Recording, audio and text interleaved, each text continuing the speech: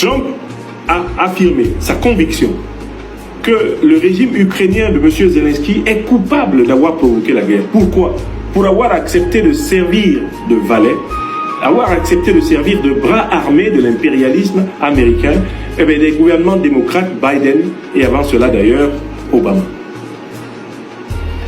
Cette conviction, basée sur des faits historiques, ceux de l'élargissement inexorable des forces de l'OTAN vers l'est de l'Europe, ce jugement-là est exactement ce sur quoi Poutine, le président de la Fédération de Russie, s'était basé pour justifier l'invasion de l'Ukraine en 2009.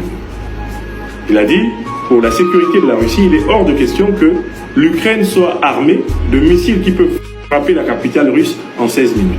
Hors de question. Hors de question que l'Ukraine adhère à l'OTAN, ce qui voudrait dire que la Russie serait menacée de disparition au regard de la proximité de l'appareil d'éradication, l'appareil de destruction américain qui s'installait en Ukraine. On a le président Trump qui est convaincu que les véritables causes de la guerre sont à chercher dans l'élargissement de l'OTAN. On a à la tête de la Russie le président Poutine qui, lui, l'a souvent dit.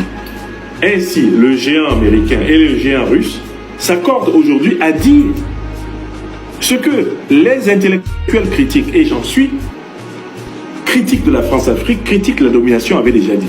Vous êtes mes témoins, mes chers amis, bien que nous sommes à 1 heure avancée de la nuit.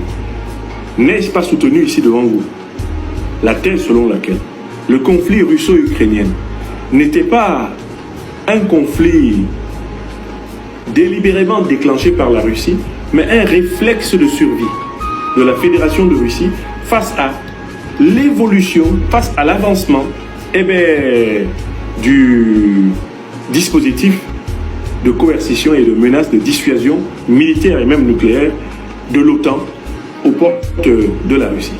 Le pape Jean-Paul II avait fait une déclaration qui avait déclenché un tollé dans la bien-pensance occidentale. Il avait dit que c'est l'OTAN qui était responsable de la guerre entre la Russie et l'Ukraine n'aurait jamais éclaté si l'OTAN, citation du pape François Ier, si l'OTAN n'était pas venu aboyer aux portes de la Russie.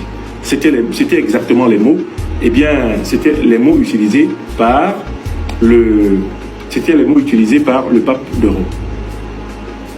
Bon, maintenant que les faits historiques président pour ce qui est du conflit russo-ukrainien à la politique américaine d'un côté et à la politique russe de l'autre, la grande question que nous devons nous poser, nous, Africains, pays africains, gouvernements africains, c'est la suivante.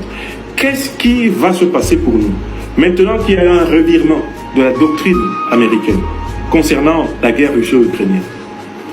Eh bien, voici mes réactions. Premièrement, on va assister à l'effondrement du régime de M. Zelensky. Deuxièmement,